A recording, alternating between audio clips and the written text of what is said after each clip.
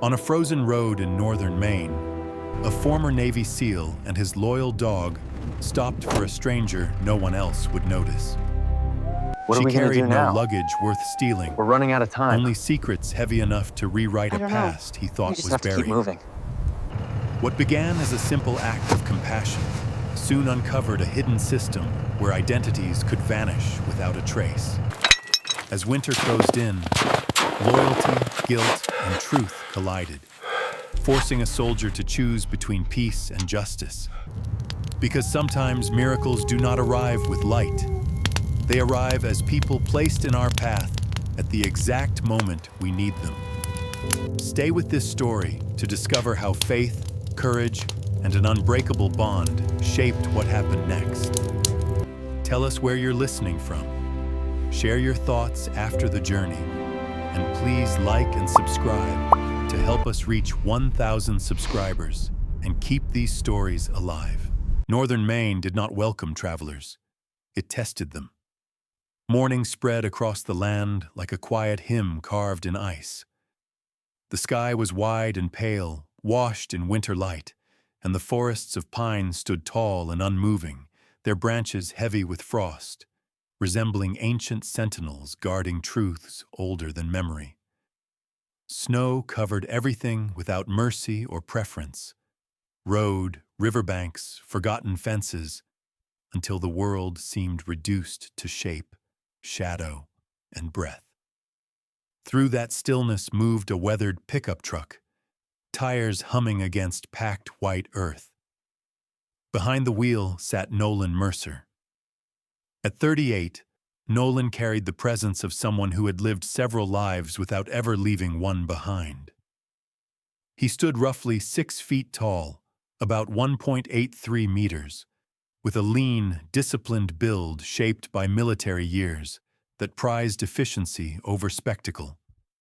His face was clean-shaven, the absence of beard exposing a square jawline and sharp cheekbones that caught the gray, morning light. His dark brown hair, cut short in a military style though allowed slightly more length than regulation demanded, rested close against his head. Wind and cold had browned his otherwise fair skin, and his gray-blue eyes held a quiet distance. Not cold, but far away, like someone who kept his memories stored beyond the horizon. He wore what he always wore, an old olive tactical combat shirt softened by countless washings and winters, faintly frayed at the wrists and shoulders. Earth-toned combat pants bore worn knees and sagging pockets that hinted at use rather than neglect. Scuffed military work boots rested steady on the pedals. A scratched military watch circled his wrist, a relic from service, never removed, ticking faithfully whether he listened or not. Nolan drove toward the riverside cabin his father had left behind, a place where the world narrowed enough for silence to breathe. He told himself that was the reason. But silence rarely stayed silent, long enough to hide regret. Beside him sat Coda. The German shepherd occupied the passenger seat with the quiet authority of an equal rather than a pet. 4 or 5 years old, Coda bore the yellow-black coat of his breed, the darker saddle across his back blending into warm gold along his sides. His chest was broad, ears upright, eyes amber and deeply attentive. There was intelligence in those eyes, and patience, the kind born not only from training but companionship earned over shared hardship. Coda rarely reacted without purpose, so when his posture shifted, Nolan noticed immediately. A low vibration rolled from the dog's chest. Not fear, not aggression, something sharper, awareness.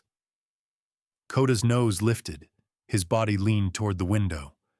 Nolan slowed instinctively.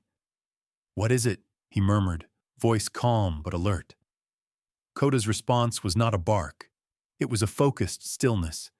And then Nolan saw her. A figure staggered along the roadside, partially, swallowed by drifting snow. At first she looked like debris, abandoned fabric caught in wind. until movement resolved her shape into human form. Nolan pulled over. Stepping from the truck meant stepping into cold that bit with teeth. He approached cautiously. The woman turned. Mara Ellery appeared to be in her early 30s. Tall and slender, she carried herself with a resilience that contradicted visible exhaustion. Her parka, once dark blue-gray, was faded and dusted white with frost. Strands of brown hair escaped a loose tie, clinging damply to pale skin flushed from cold. Her eyes were alert, wary, observant, the eyes of someone accustomed to evaluating danger before trust. She clutched a canvas bag tightly, not protectively, desperately. "I don't need saving," she said, voice raw but steady. "Just distance." Nolan studied her posture, her breathing, the tremor in her fingers. "You'll freeze before you find it." A long pause, wind threaded, between them like an impatient referee. Finally she spoke again. "If you let me in that truck, someone may come looking." Nolan nodded once. "I've been looked for before." He opened the door. Coda shifted as Mara entered, nose working quietly, assessing scent and presence. The dog's body language was attentive but non-threatening, tail still, ears forward. Mara noticed. "He trusts carefully," she observed. "He judges better than I do." They drove on. Snow thickened. Miles passed. Then, unexpectedly, Coda's attention shifted downward. He leaned toward the floorboard, claws scraping lightly. A low growl. Nolan pulled over again. He crouched beside the truck and inspected underneath. His gloved hand brushed cold metal. Something small and magnetic. A tracker. He removed it silently. Back inside, neither spoke. Because naming a storm does not stop it. Several miles later, as the road curved along a frozen riverbank, Coda suddenly stiffened again. But this time he did not growl. Instead, he whimpered. A sound Nolan had heard only once before, on a night overseas when their unit had found civilians caught between violence and prayer. The dog placed his paw gently on Mara's knee. Mara froze. Her guarded expression cracked, replaced by something softer, grief, recognition, or memory too complicated for words. "I had a shepherd growing up," she whispered. "He used to do that when my father was lying about being okay." Silence filled the cab, not awkward, reverent. And something unseen shifted among the three travelers, fragile as frost, real as breath. Before the engine noise reclaimed the space and the journey resumed, the forest thickened as they approached Nolan's property. He kept watching mirrors, habit, training, memory. The cabin eventually appeared, modest, weathered, set beside the river like it had grown there rather than been built. Inside, warmth came, slowly. Nolan lit a fire. Mara sat near it, shoulders relaxing fractionally, but never completely. Coda lay between them, mediator, guardian, witness. No questions pressed, no explanations demanded, just quiet coexistence among strangers tied by circumstance. Night crept closer. Nolan stepped outside to secure the truck. When he returned, something compelled him to glance at the rearview mirror one last time. A vehicle, distant, headlights dimmed by snow. There one moment, gone the next. No engine sound, no tire tracks obvious in the fading light. Nolan stood still, breath visible. Somewhere deep within, instinct whispered what experience already knew. This meeting had not been chance, and whatever path they had entered, it would not allow easy turning back. The cabin did not greet its occupants. It absorbed them. Morning light filtered through the frost-coated windows like pale glass poured across the floorboards.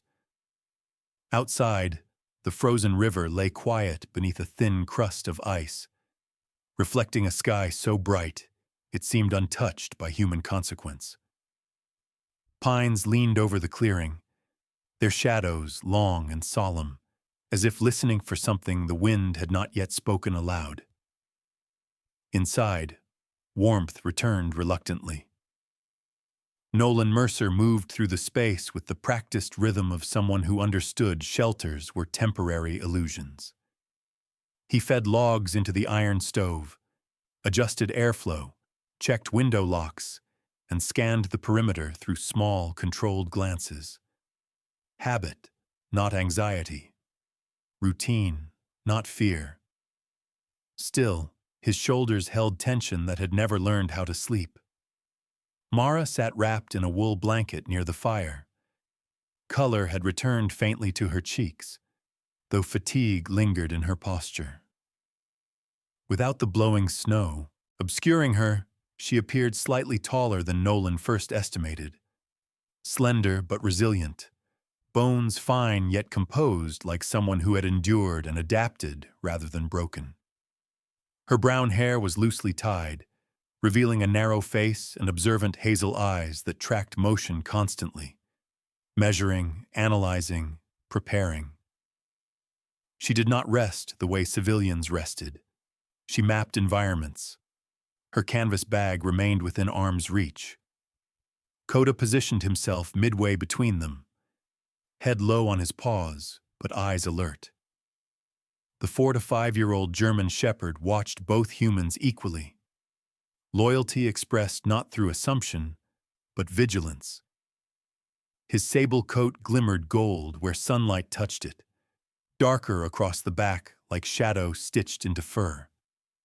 Trust was not automatic. It was evaluated, and Koda evaluated constantly. Nolan set a metal mug of broth beside Mara. "You'll need salt." She accepted it with a small nod. "Thank you." Silence followed. Not uncomfortable, but unfinished. The kind of quiet where questions walked the room waiting to be invited. Mara broke it first. "You were military." Not a question. Nolan glanced toward her. "Used to be." Her gaze sharpened. "Naval Special Warfare? Not recent retirement?" He paused. The accuracy was too specific to ignore. "What makes you say that?" She shrugged faintly. "The way you scan corners, how you plant your weight when standing still, and your watch." Her eyes flicked toward his wrist. "Old issue. Early 2000s. Koda's ears twitched. Nolan studied her more carefully now. "You analyze people for a living?" A beat. "No," she replied softly. "I survive them." The moment lingered, then shifted, because outside, something moved. Not visibly, not audibly, but sensed. Koda lifted his head first. He stood, walked toward the window. Nose working, body still. Nolan crossed silently to the security monitor mounted near the doorway, an aging system his father had installed years ago, its feed grainy but functional. Playback, rewind. There. A figure near the truck sometime before dawn.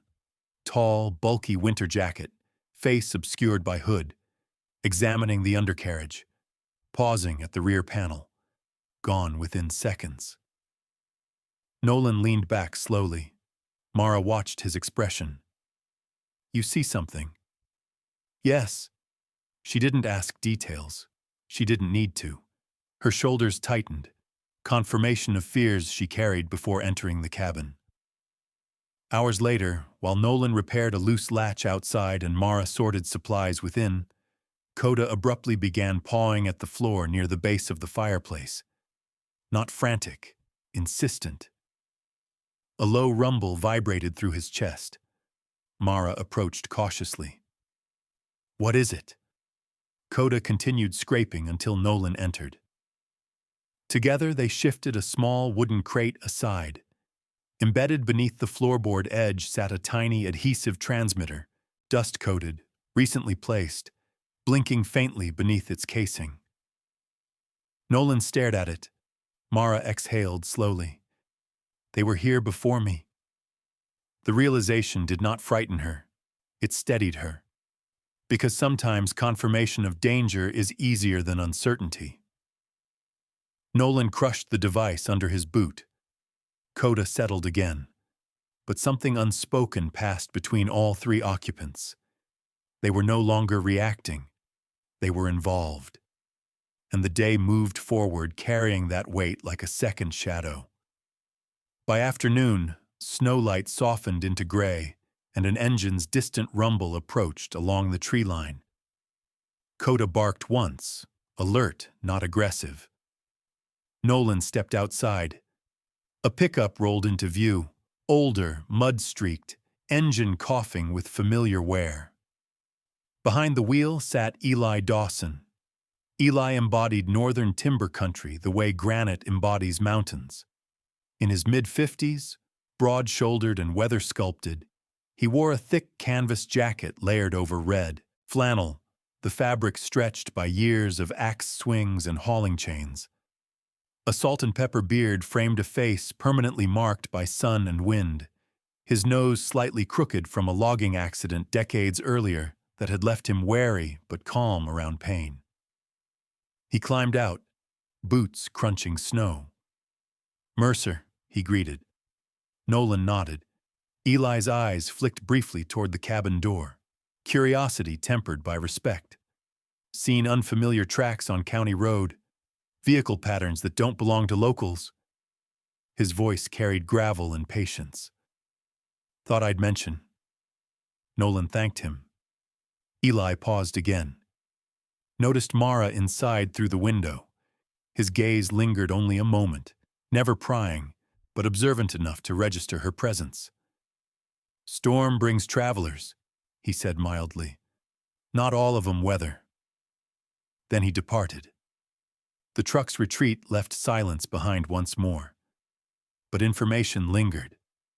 Mara's reaction was immediate, subtle tension, fingers tightening around her mug.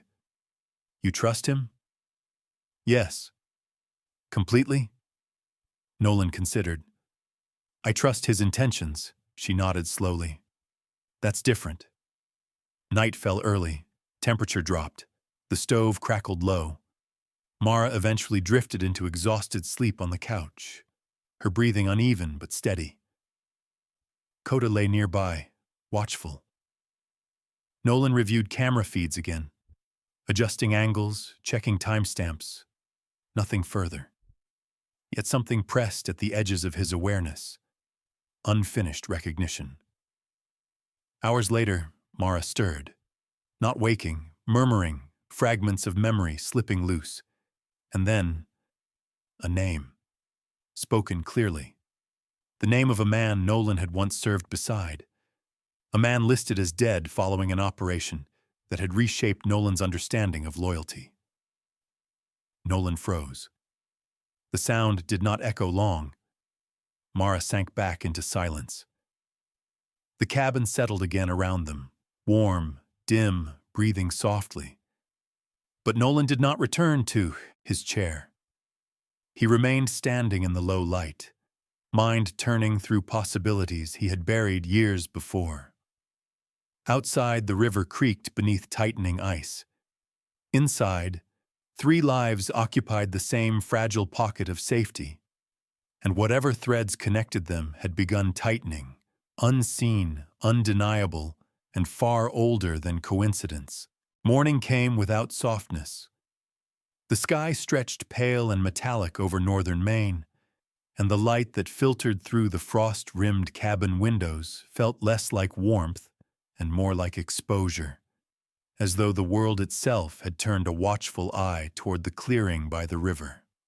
Snow had thinned to a fine drifting veil overnight, the kind that coated surfaces quietly rather than conquering them outright. Inside the cabin, silence lingered between Nolan Mercer and Mara Ellery. It was no longer neutral. It carried weight. Nolan stood near the table, arms folded loosely, posture steady but guarded.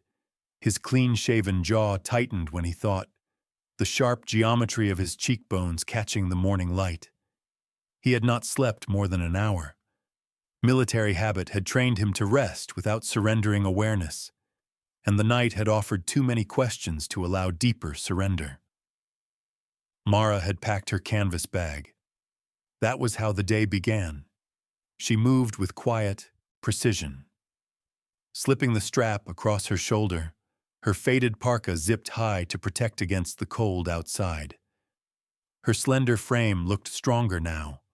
Color returned to her face, but tension ran beneath her calm exterior like a current beneath ice.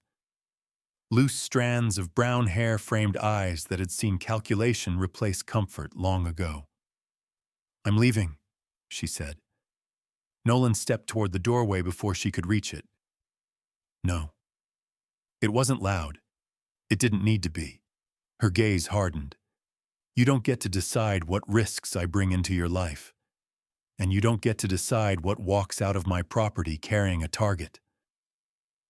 They faced each other, the fire cracking softly behind them. Coda rose from his resting place. The German shepherd crossed the room, posture composed, tail neutral.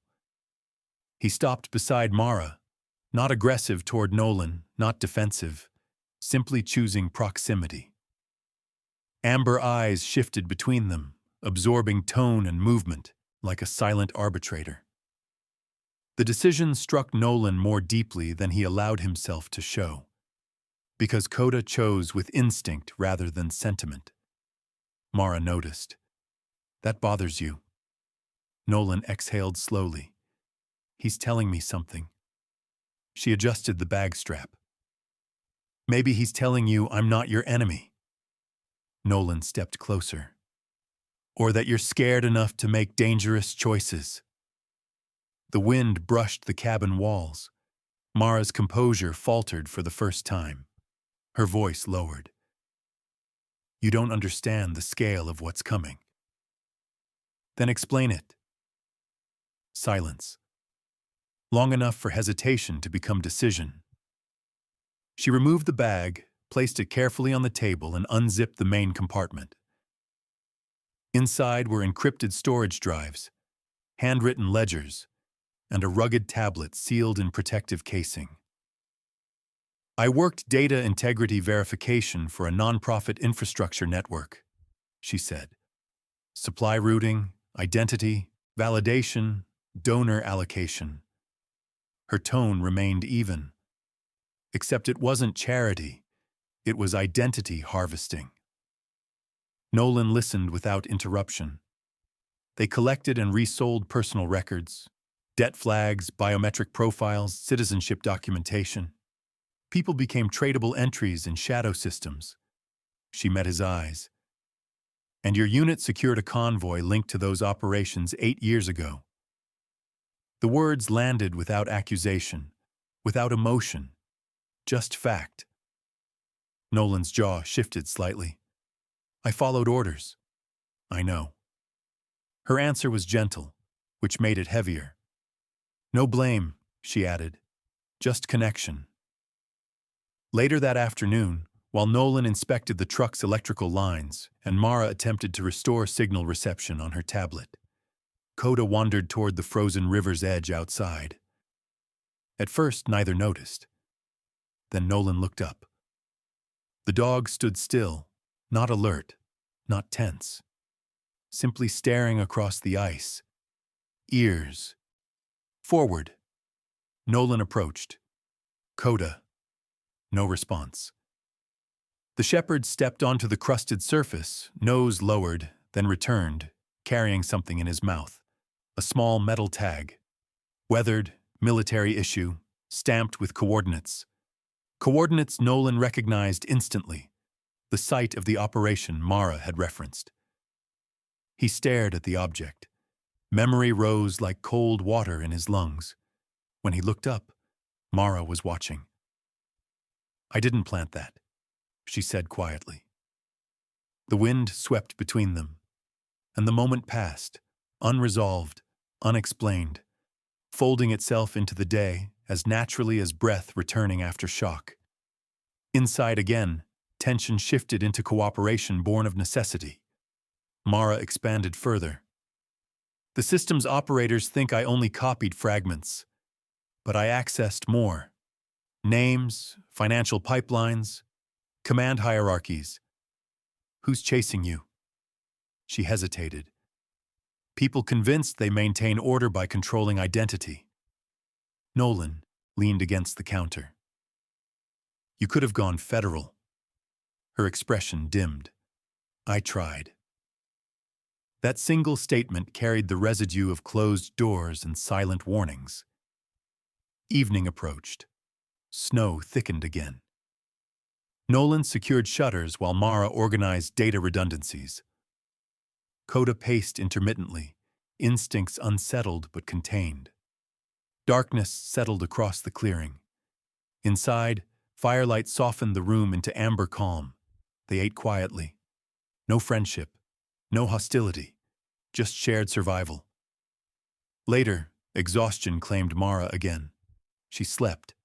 Nolan remained awake, reviewing maps, scanning feeds, processing new truths against old memories. Sometime after midnight, Mara stirred, not waking, speaking, and again she uttered a name. Clearer this time. Not just the fallen teammate Nolan remembered. Another name followed, one tied to command oversight, a name Nolan had never connected to corruption. He stood motionless. The fire cracked softly. Mara fell silent once more. Outside, winter deepened its hold on the river. Inside, certainty dissolved. Trust, whatever form it would eventually take, had become currency neither could afford cheaply, and neither yet understood the full price. Winter morning did not arrive. It unfolded. Light spilled across the river like pale metal, glinting through the frost-etched windows of the cabin and stretching across the floorboards. The air inside carried warmth from the stove, but something colder lingered between Nolan Mercer and Mara Ellery. Something newly awakened, sharper, and more difficult to pretend away. Nolan stood near the table where Mara had placed the contents of her bag. Drives, handwritten ledgers, encrypted tablets, objects small enough to hold in one hand, yet heavy enough to tilt entire lives. He studied them with the quiet restraint of a man trained to absorb information before emotion. His gray-blue eyes, usually distant, now held tension. Not fear, but reckoning. Clean-shaven jaw set firm. Dark hair slightly disheveled from lack of sleep. The old olive combat shirt he wore creased across his shoulders as he leaned closer. Boots planted steady on wooden floorboards that had carried generations of quieter problems. Mara sat opposite him, posture composed, though fatigue shadowed her face. The firelight softened her features, but not the weight she carried. She had removed her gloves, revealing slender fingers lined with faint ink stains, traces of someone accustomed to working with systems, not survival. Her hazel eyes flicked between Nolan and the data drives, measuring his reaction with careful restraint. "You should know something first," she said. Nolan waited. "I didn't stumble onto you by accident." Silence did not break. It tightened. Mara inhaled slowly. There was someone else, former military logistics analyst. Name was Daniel Voss. She spoke carefully, as though the name itself carried consequence. He cross-referenced deployment archives while tracking supply anomalies, found patterns linking your unit to transportation routes later tied to identity harvesting. He didn't blame you. He believed you were used. She paused. He sent me your location. Nolan's expression did not visibly change, but inside, memories shifted, uncomfortable pieces aligning into shapes he had never permitted himself to consider. "Where is he now?" Mara lowered her gaze. "Dead. Officially cardiac arrest. Unofficially..." She let the implication fade. Nolan turned away briefly, pacing once across the room. The boards creaked under his boots, echoing the weight of thoughts he could not yet name. 8 years of believing an operation had gone wrong by circumstance now stood questioned by intent. Training had taught him discipline, obedience, clarity under chaos. It had not prepared him to question the architecture of orders themselves. He stopped near the window, looking out toward the tree line. "If command manipulated routing data," he said quietly, "then the team we lost." He didn't finish. He didn't need to. Mara's voice softened. "I'm not here to dismantle your past. I'm here because what continues now is worse." Coda shifted beside the table. The German shepherd's presence anchored the room. Steady, perceptive, quietly attentive. 4 to 5 years old, his amber eyes reflected firelight as he watched both humans. His thick yellow-black coat rose slightly along the spine, sensing emotional currents even when no sound disturbed the air. He nudged Nolan's hand once, grounding, present, alive. They spent the next hours reviewing fragments of Mara's evidence, financial channels masked beneath humanitarian relief structures, identity redirections buried within migration databases, witnesses erased administratively rather than physically. Nolan's mind processed each layer with professional focus, yet something more personal threaded beneath it. A slow internal fracture where certainty once lived. By midday, snow began falling again. Thicker, heavier. The forest dimmed. Mara paused over her tablet. "There's signal. Interference." Nolan moved to check exterior lines. No damage visible. But the air carried unfamiliar stillness, the kind preceding movement. Coda's ears snapped upright. He trotted toward the front window, tail rigid, not barking, watching. Nolan approached. Beyond the trees, partially veiled by snowfall, a vehicle idled, headlights off, engine barely audible. Moments passed. Then it reversed and disappeared. No approach, no confrontation, just presence. When Nolan turned back inside, Mara had gone pale. "They're narrowing distance," she murmured. But the strange calm in her voice suggested recognition rather than surprise. The cabin seemed smaller afterward, not physically, but spiritually, as though walls could no longer pretend protection. And yet the day continued, folding forward, because survival rarely pauses for dread. Late afternoon brought an unexpected absence. Nolan stepped outside to collect firewood and noticed something unusual. Eli Dawson's property downriver sat unnaturally still. No smoke from the chimney, no tire tracks renewed in fresh snow. Nolan drove over. The woodsman's cabin stood quiet, door ajar. Inside showed signs of departure, boots missing, jacket gone, but no violence. Tools left mid-task, coffee untouched and cold. Eli had left, quickly, without announcement. Nolan returned before dusk, thoughts heavy. Mara read his face. "He's gone." She nodded slowly, absorbing that truth like confirmation of a pattern she already understood. Night gathered. Snow intensified. Inside the cabin, Nolan secured entry points while Mara reorganized digital redundancies, encrypting backups across hidden partitions. Coda paced once before settling. Dinner passed quietly. Later, Nolan reviewed archived mission files retrieved from his own encrypted storage. Photographs, coordinates, debrief summaries. One line caught him. Transport oversight authorization signed by a command liaison whose name Mara had spoken earlier in her sleep. Connection formed, not proven, but undeniable enough to stir something deeper than suspicion. Mara watched him from across the room. "Truth rarely arrives complete," she said softly. It arrives in fragments that refuse to stay buried. He closed the file. Outside, wind pressed snow against the walls like whispered warnings. Inside, the fire burned lower. Nolan stood in the half-light, shoulders squared yet weighed by understanding still forming.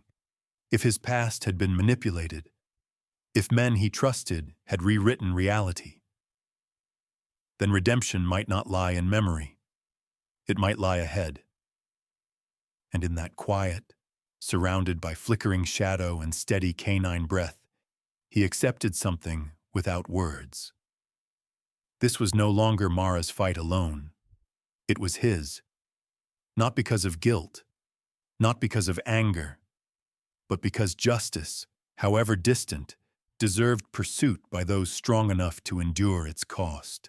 Snow continued falling beyond the glass, and the cabin, though still standing, no longer represented refuge. It had become ground zero for something inevitable. The power died without ceremony. One moment the cabin hummed with the quiet assurance of electricity, heater fans whispering, monitors blinking softly, and the next, darkness folded inward like a curtain drawn by unseen hands. Only the stove's orange glow remained, pulsing against the wooden walls. Nolan Mercer didn't curse. He moved. Boots crossed the floor with deliberate rhythm, hands retrieving a lantern, then checking breakers, then stepping outside into the sharpened cold. The winter air bit deep and immediate, filling his lungs with the familiar sting of awareness. Snow clung to his olive combat shirt and dark hair, and his clean-shaven face tightened as wind cut across his cheekbones. Lines down the valley were dark, not local failure, systemic. Inside, Mara Ellery worked quickly by lantern light, connecting cables to portable drives, securing encryption redundancies. She no longer appeared like someone simply running. She looked purposeful, focused. The Wamha slender woman moved with efficiency, born of long nights behind screens and longer days avoiding consequences. Her hazel eyes reflected data scrolling across dim screens, and her hands remained steady despite fatigue. Coda paced. The German shepherd's claws tapped softly on wood as he circled the room, ears alert, coat rising slightly along his spine. At 4 to 5 years old, he had learned to distinguish ordinary disruption from threat. His amber gaze flicked toward Nolan when the man re-entered. "Grid's down across 3 miles, Nolan said. "Intentional?" Mara asked. "Feels coordinated." He checked fuel levels next. Generator reserves, lower than comfortable. Truck tank, just under half. Every resource now required calculation. Mara exhaled. "I should tell you everything." Nolan met her gaze. "I'm listening." She folded her hands together before speaking, not in fear, but preparation. "The data I took doesn't expose just one network. It maps a structure across several states. Identity routing, resource manipulation, debt reassignment. People vanish administratively long before anything physical happens." Her voice softened. "They believe stability requires control. That documentation defines existence." She looked up. "And they're not fringe operators. They're institutional." The words carried weight that settled into the room like frost. Nolan absorbed it quietly. Helping her now meant crossing lines he could never redraw. Walking away meant retreating into the safety of ignorance he no longer believed existed. His mind returned briefly to younger versions of himself, following orders, trusting command structures, believing integrity lived above rank. That belief had already fractured. Now it faced collapse. "I stay," he said simply. The decision landed between them. Not dramatic, not heroic, just chosen. Late afternoon brought company, Snow crunching under tires, announced arrival before the knock. Nolan opened the door cautiously. Deputy Carla Ruiz stood framed by winter light. She was in her late 30s, posture straight and grounded, dark hair pulled into a low, practical tie beneath her cap. Her skin carried the warm tone of someone accustomed to long hours outdoors, and her sharp brown eyes held both skepticism and empathy, the kind cultivated through years mediating disputes that never appeared in textbooks. Her uniform jacket bore salt stains from roadwork, boots scuffed but polished with habit. Carla had grown up 2 counties south, raised by a paramedic mother and volunteer firefighter father. Service wasn't ideology to her, it was inheritance. Power outage flagged unusual, she said evenly. Also reports of signal interference. Her gaze drifted briefly toward Mara, measured, not accusatory, but observant. Nolan invited her in. Carla examined surroundings quietly, noting equipment without intruding, posture relaxed, yet attentive. "You folks expecting attention?" she asked. Mara answered honestly. "Yes." Carla nodded once. "Then I'd recommend minimizing transmissions. I can't promise protection from things outside jurisdiction." She slipped Nolan a small handheld frequency unit. Emergency relay channel. Old forestry band. Harder to monitor. She paused at the doorway before leaving. "Whatever's happening, keep your perimeter disciplined." Then she was gone. Snow swallowed her vehicle quickly. Mara watched through the window. "She doesn't fully trust us," Nolan replied softly. "She trusts behavior. That's enough." Dusk settled when Nolan powered a salvaged listening receiver connected through the forestry frequency. Static dominated at first. Then, fragmented voices, mechanical, filtered. He adjusted gain carefully. Words sharpened just enough to form shape. Priority tracking confirmed. A pause. To primary subject Mercer, secondary asset non-essential. The signal dissolved into distortion again. Mara stared at Nolan. The realization did not create panic. It created clarity. Coda lifted his head slowly, gaze resting on Nolan with quiet intensity. Not alarmed, not confused, simply aware. In that moment, Nolan understood something profoundly simple. This was never about proximity or accident.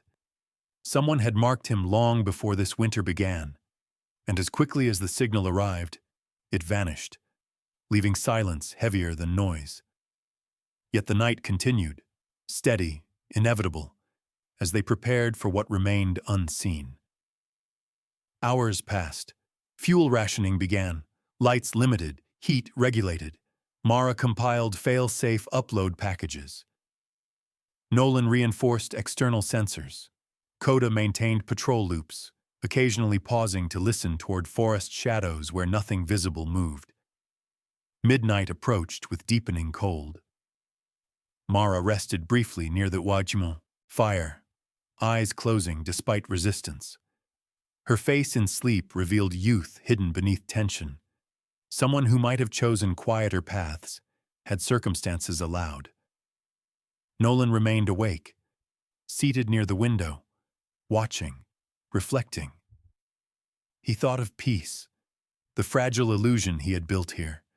Fishing at dawn, repairing beams, listening to nothing but river ice shifting.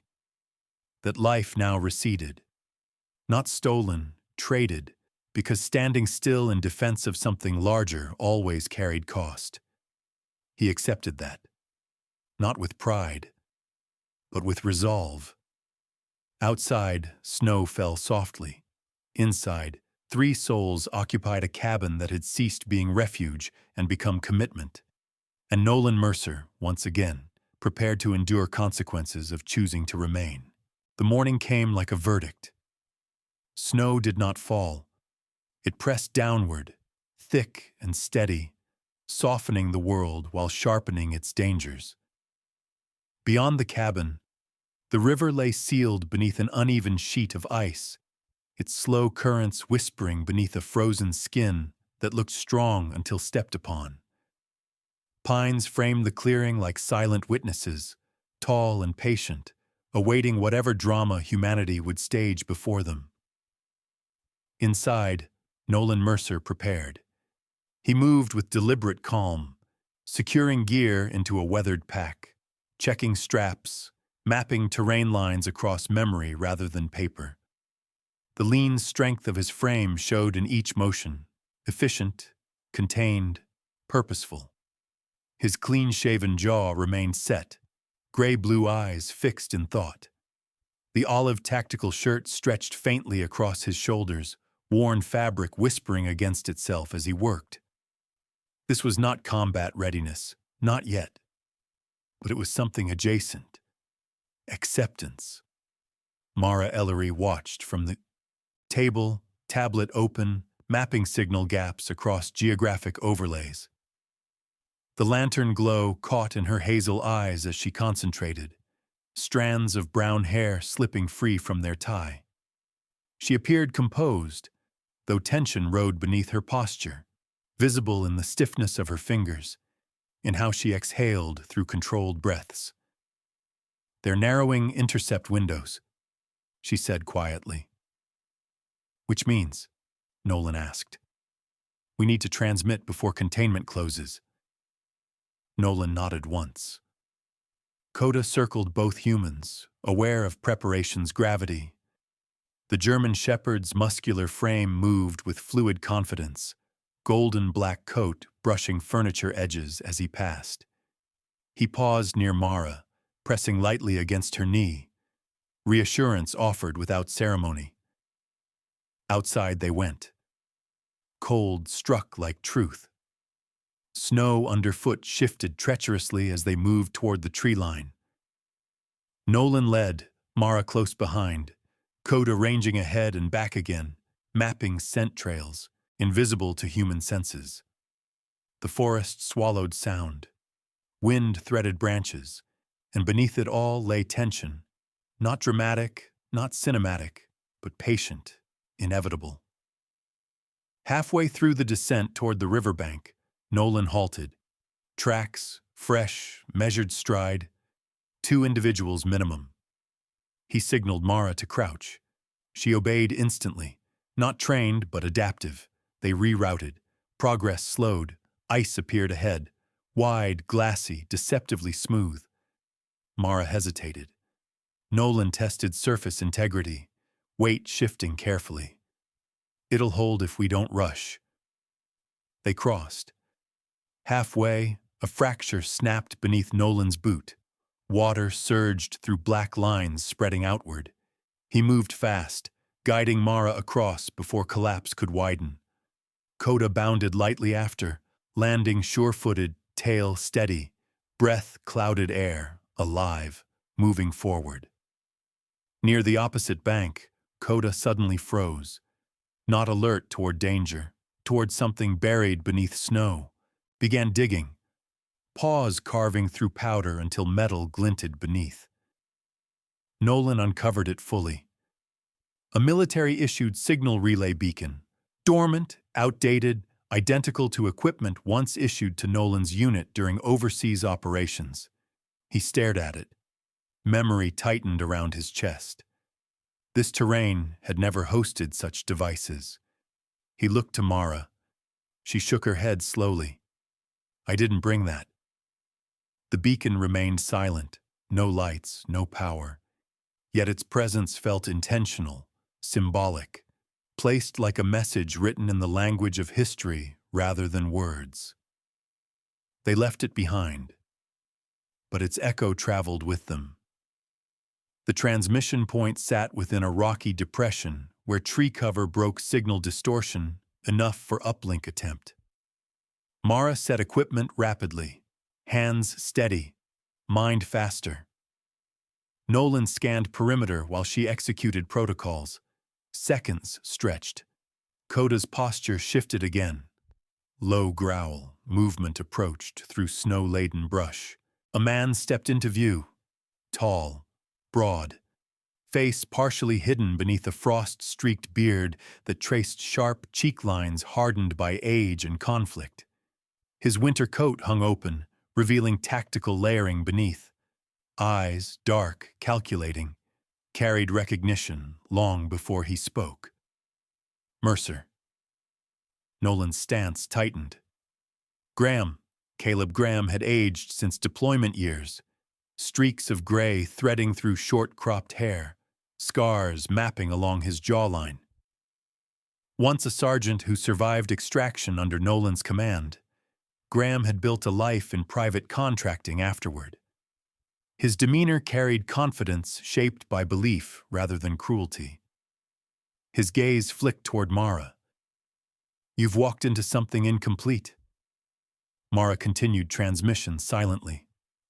Nolan stepped forward slightly. "You're backing this network." Graham did not deny. "We enforce order where systems collapse." Nolan's voice lowered. "You erase people. We preserve stability." Snow drifted between them, nature's attempt at mediation. Neither accepted it. Coda positioned protectively near Mara. Graham studied the dog briefly.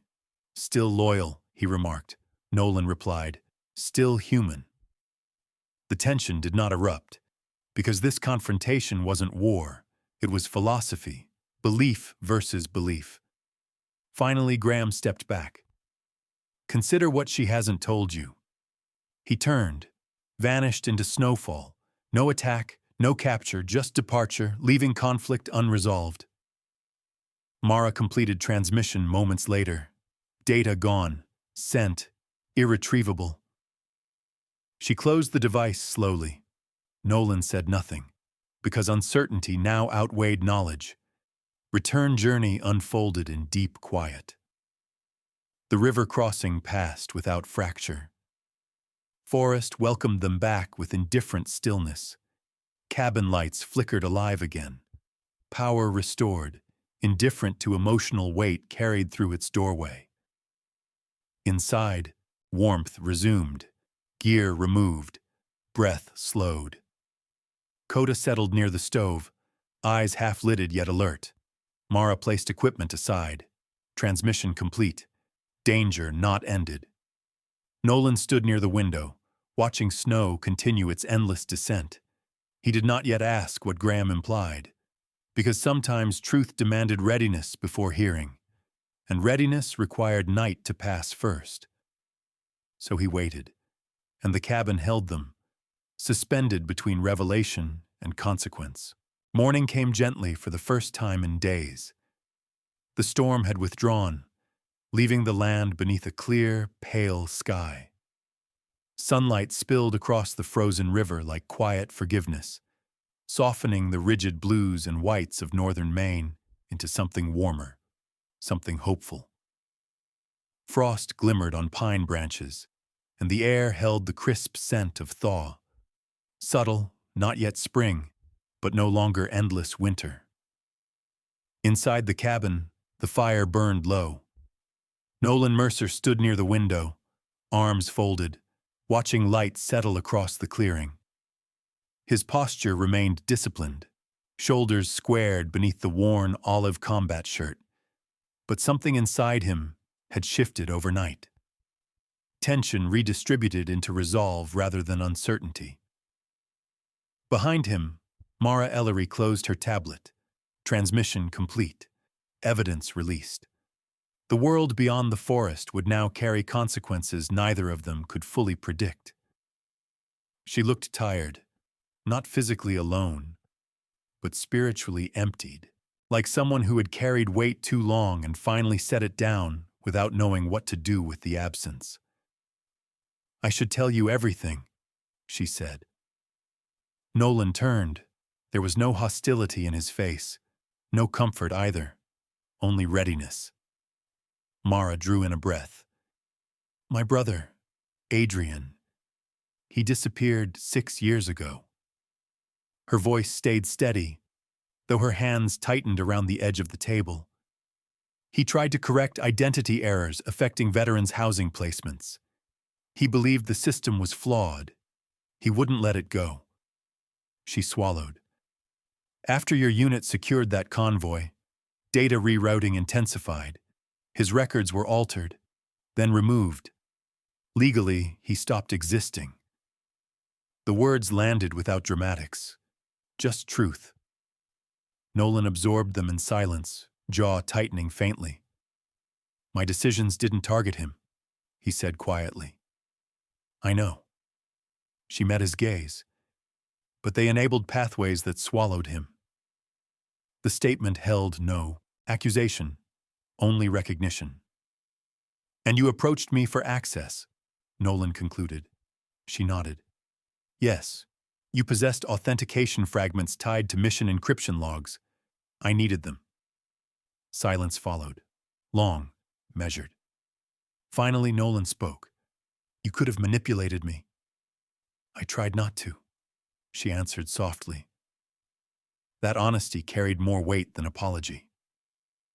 Outside, Coda shifted on the porch, watching the tree line with steady patience. The German shepherd's posture remained relaxed, but attentive, amber eyes scanning movement beyond sight. His loyalty was simple, unwavering, untouched by human moral complexity.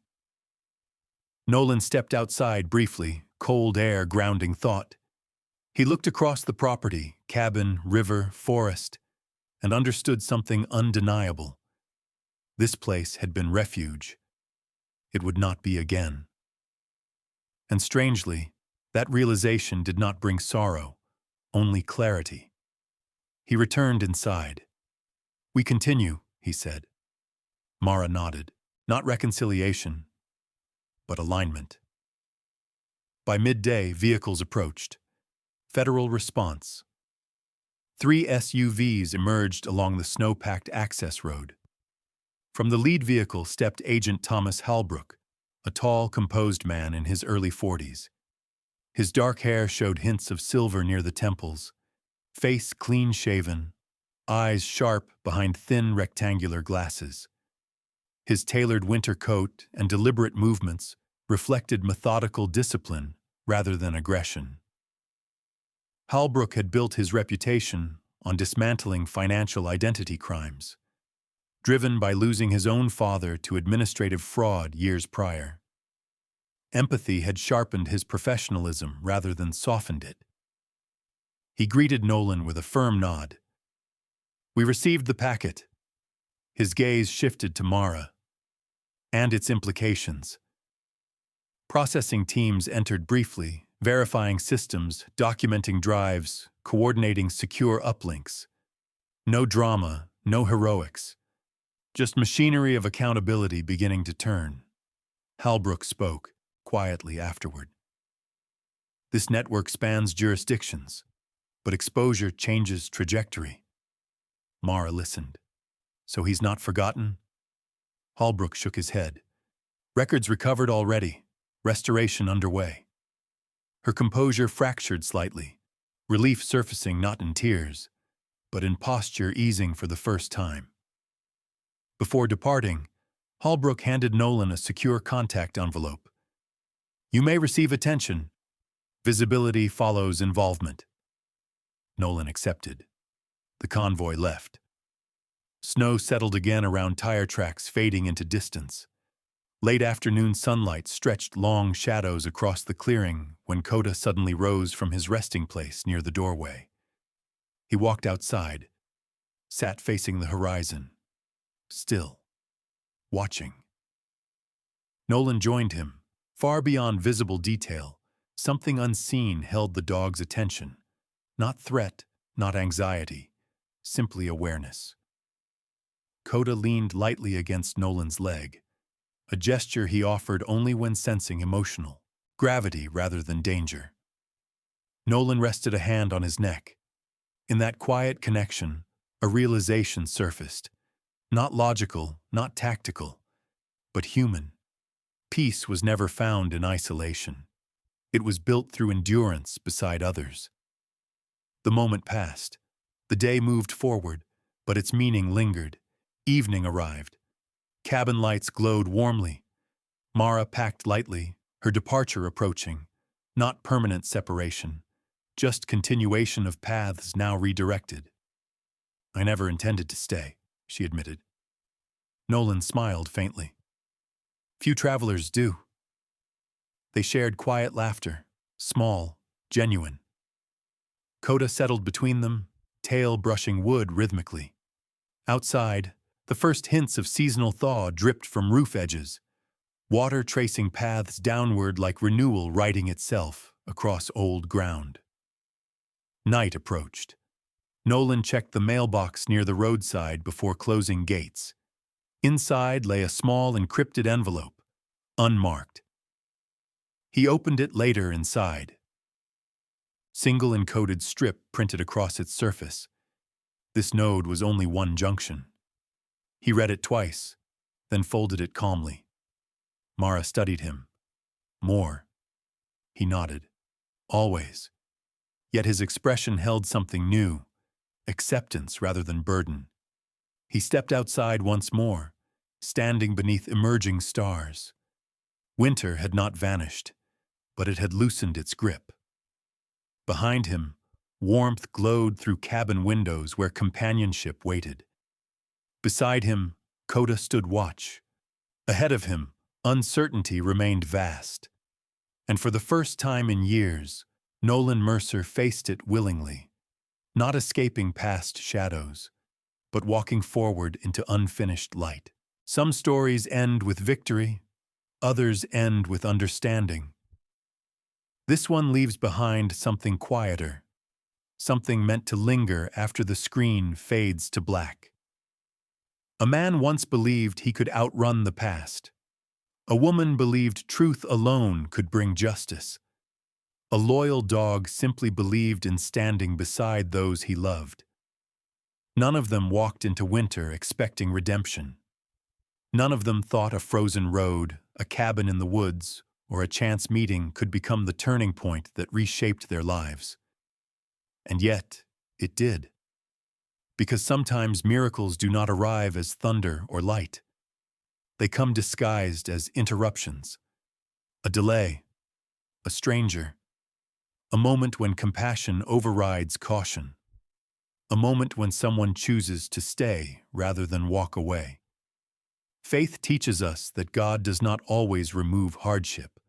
Instead, He places people in our path who help us endure it. He softens hearts that have hardened. He reveals truth when lies have buried it. And He reminds us, gently but persistently, that no life is invisible in His sight. Nolan learned that responsibility does not end when orders do. Mara learned that justice requires courage beyond fear. And perhaps the simplest lesson came from Coda, that loyalty, love, and presence can guide human hearts back toward what is right when they have lost their direction. In our own daily lives, the storms may look different. They may appear as quiet loneliness, difficult decisions, financial hardship, or memories that refuse to fade. But the message remains the same. Compassion matters, courage matters, and choosing what is right, even when it costs something, shapes not only our lives, but the lives of others we may never meet. So take a moment today. Reach out to someone. Offer patience where frustration once lived. Stand firm when integrity is tested. Trust that unseen purpose may be guiding even the smallest encounter. If this story touched something within you, share it with someone who might need hope. Leave a comment and tell us what part spoke to your heart. Subscribe and walk with this community as we continue telling stories that remind us of faith, resilience, and the bonds that carry us forward.